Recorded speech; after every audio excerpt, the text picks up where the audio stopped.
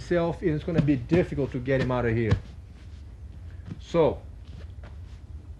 this is what you want to do. You want to keep initially both elbows on the ground so that the elbows will limit my knees at this point, and I cannot move my body forward than this. So the elbows will hold me at this position.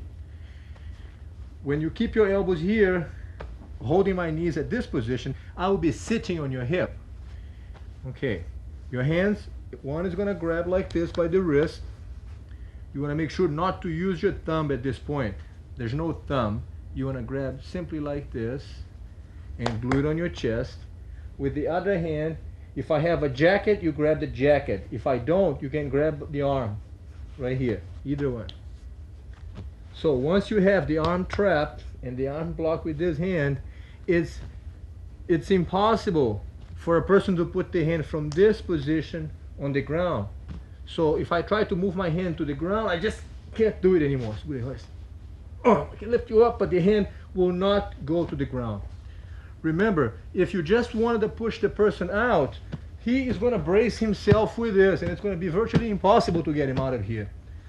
So what you're doing is that you want to trap the arm this way. The hand confirms the arm being held in with this position, and your foot is going to trap my foot like that from the outside. Foot traps my leg just like that. Okay? So the arm strapped, back of the arm here is strapped, and the foot is holding my leg. With all my right side blocked like this, what you want to do is slowly lift your hips straight up. Okay, because I don't have the hand to brace myself,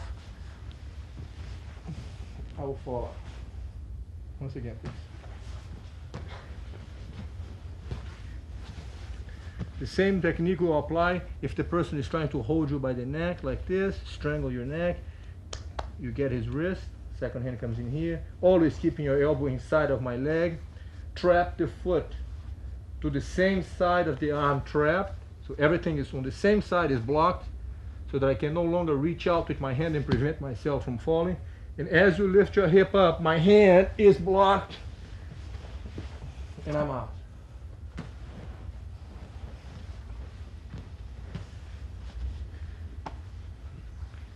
Other side will be the same thing. Hold the wrist,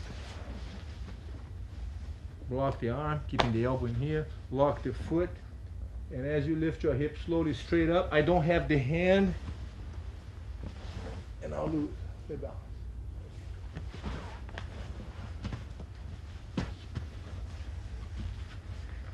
If the opponent slides the knees up here under your arm, he puts himself away from your hip. So if you would lift your hip up now, it no longer moves me forward.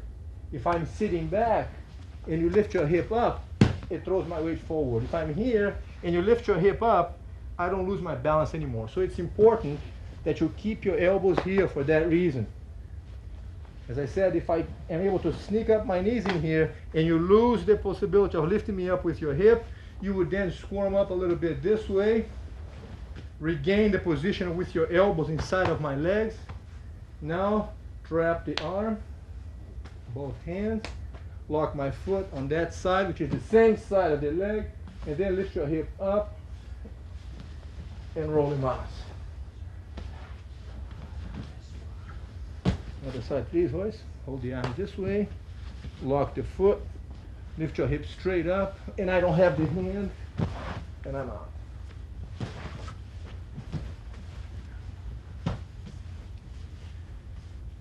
If the person on top keeps the arm spread out this way, okay, instead of trying to grab you on the neck or hold you by the jacket, if he keeps his hand on the ground like this, you could also reach out over the arm and wrap the arm this way. So now my arm is stuck in here. Hand again holding by the bony part of the arm here by the elbow so that you have a good grip. Lock the foot on that side so that we have good control on that foot.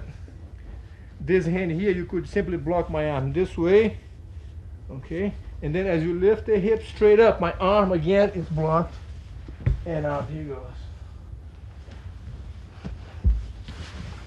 The idea is to block one side completely.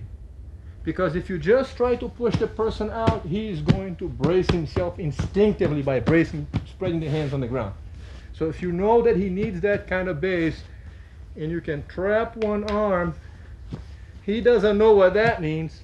He's only going to realize what that means after you lift your hip up. Lift your hip up. Boys, I can't have the free hand anymore, and I'm out.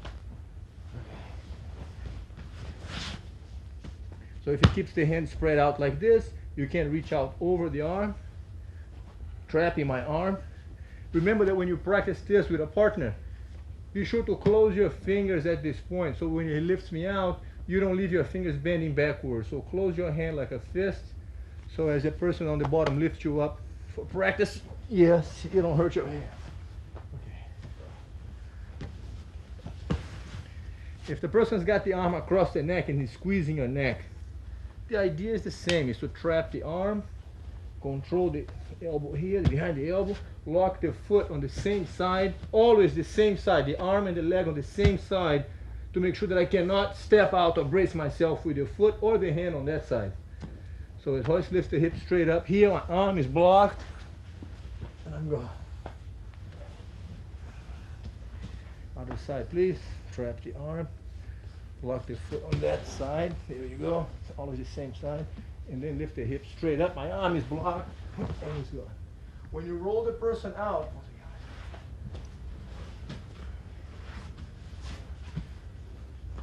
the idea is not just fica deitado você, huh? The idea, lock your foot, please. The idea is not, stay down, please. Lift your hip up. You don't want to just throw him out and stay here, because from this position, he could come back up again. The plan is when you trap the arm, is that you lift your hip up and you keep going with him. In other words, your body will drive him all the way out. Move up a little bit. The idea here is that you lift your hip up and then you drive him out. That's what you want. Trap the arm, lift your hip up, lock the foot on the same side, lift your hip up, and instead of just throw him out with a bouncing movement of the hip, you want to lift your hip up and roll out so that you land on your knees afterwards. That's the plan. So if I'm grabbing his neck, he'll confirm the movement, trap the arm, hold the wrist, lift the hip up, and he goes with me. Right, to ensure that he lands on his knees afterwards. If the person on top has the arm wrapped around your neck like this, the hand will come around, trap my arm, with your head back so that I can't push my arm out, pull my arm out of this. So the head helps to trap my arm along with the hand. The hand on this side here will wedge my hip so that he has an extra support with that hand. The foot on that leg traps my foot on that side. And as he lifts the hip up, I'm stuck the same way, I'm out. Right, okay.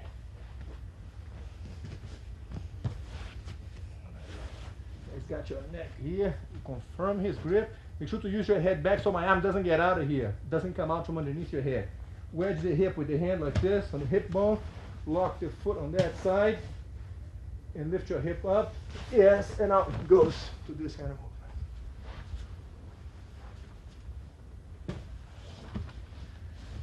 Got holding tight, it doesn't matter.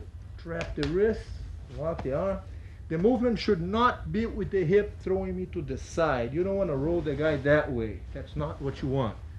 Make sure that when you trap my arm like this and lock my foot, lift your hip straight forward. That's the move you want. Then he rolls out. Okay. You have the leverage when you lift your hip straight forward. You don't want to roll him to the side.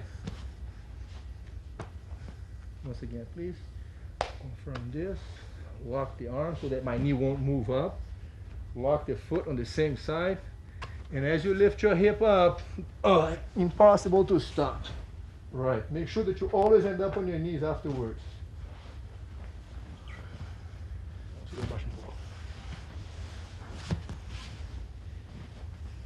The person is holding you by the wrist. You could confirm his grip. Even if you can't use this hand holding my arm, it's all right, because I'm almost committing to the move. as I grab your wrist. If the guy is so much stronger, so much more powerful that you can't move a finger at this point, take advantage of the fact that he's holding your wrist, lock the foot, because if I don't put my hand on the ground, I'm going to lose my balance. So even if I would hold your hands like this, lift your hips straight up, the fact that I don't use my hands throws me off balance. Again, please. If you can confirm this so that you don't be at my mercy in letting go of the hand, so you don't leave it up to my decision to let go of your wrist and brace myself, it would be even better if you can make sure of this. So now if I decide to let go of your wrist and brace myself, I can't because my arm is trapped. So from this position, we lock the foot again, trap the wrist, confirming my grip. As you lift your hips straight up, my hand is trapped, and I'm going.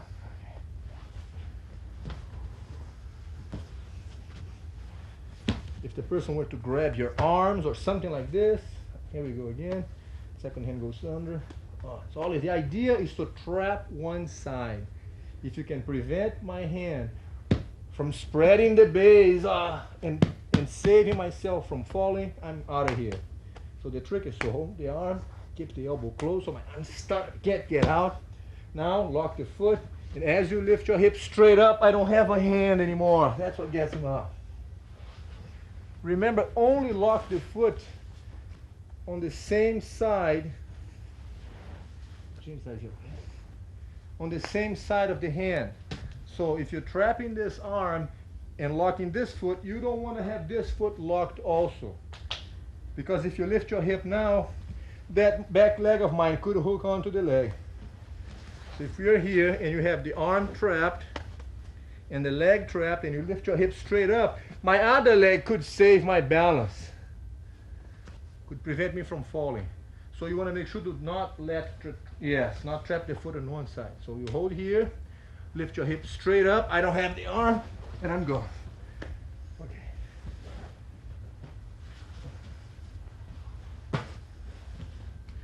So the person's trying to strangle or bracing himself. If my hands are kind of far away, you could reach for that and bring my hand towards you here, trapping the arm, and lift your hip up. Yes. Okay. If he's so strong that you can't bring his hand in, you move towards his hand. It works too. Trap the arm this way, lock the foot, lift your hip straight up, and he's out.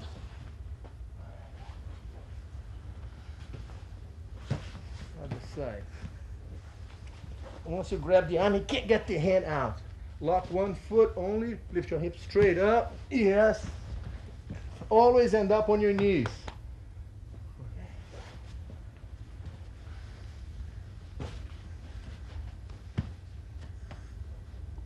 Squeeze your neck. Trap the arm. Lift your hips slowly straight up. And he's out.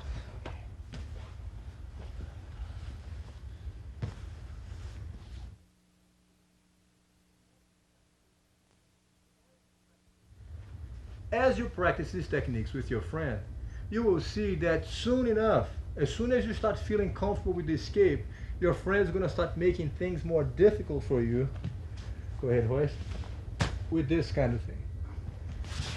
He now is going to start getting smarter. So as you do that, he might try to untangle the foot to brace himself from falling that way. Which is going to take us to the next way out, which is the elbow escape. Okay, lock the foot, please. All right. So if I'm here, and the person now makes a point of untangling the foot, when Hoist traps my foot, if I start doing this number, so he can't catch my leg. Okay, we're gonna do the elbow escape, which is when your elbow goes under my leg, from here, bring your knee underneath my leg, hook my leg with your foot, put both hands on this knee, slide your hip away, and bring the legs around to put me under guard. Once again, please. That's fine.